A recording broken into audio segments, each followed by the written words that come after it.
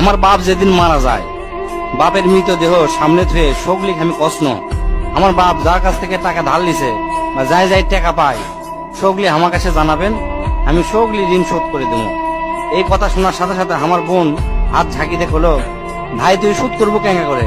তুই তো আজ 5 বছর ধরে চাকরি নাই, বেকার থাকে, এতগুলো টাকা তুই কেঙ্গা করে শোধ করবো? বুনক আমি আস্তে আস্তে অভয় দিয়ে কোনো চিন্তা করিস না বোন, বাপের সব ঋণ আমি শোধ করে দেবো, 1 টাকাও ব্যাংকে থমো না। পরের দিন সকালে ঘুমোর থেকে উঠতে না উঠতেই দরজা খুলে দেখি বারান্দার 4-5 জন লোক বসে আছে, পাওনাদার। দেখে আমার গাও ঘামে উঠলো। অকেরে কি কমো, আমার মুখের ভাষা আসলো না। রাতটা ঠিক মতো পার হবার দেয়নি, আসে হাজির। সামনে যাতে একজন খাড়া হলো, খাড়া হয়ে আমাক করছে, আমি অমুক ব্যাংকত থেকে আসছি, আপনার বাপ তার বেটা বেটির নামে 20 লাখ টাকা ব্যাংকত থুয়ে গেছে, তাড়াতাড়ি ব্যাংকত আসেন।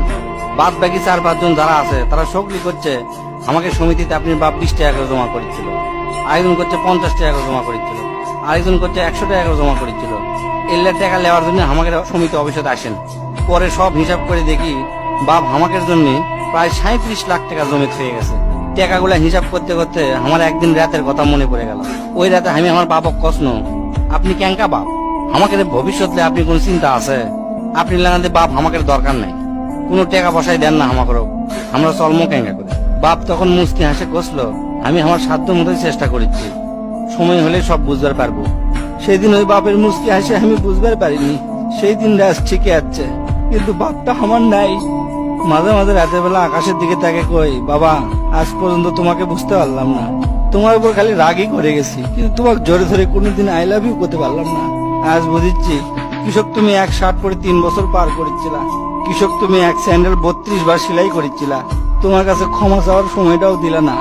আমাকে তুমি মাফ করে দিও আব্বা, জীবনে তোমার সাথে অনেক বেয়াদবি করছি।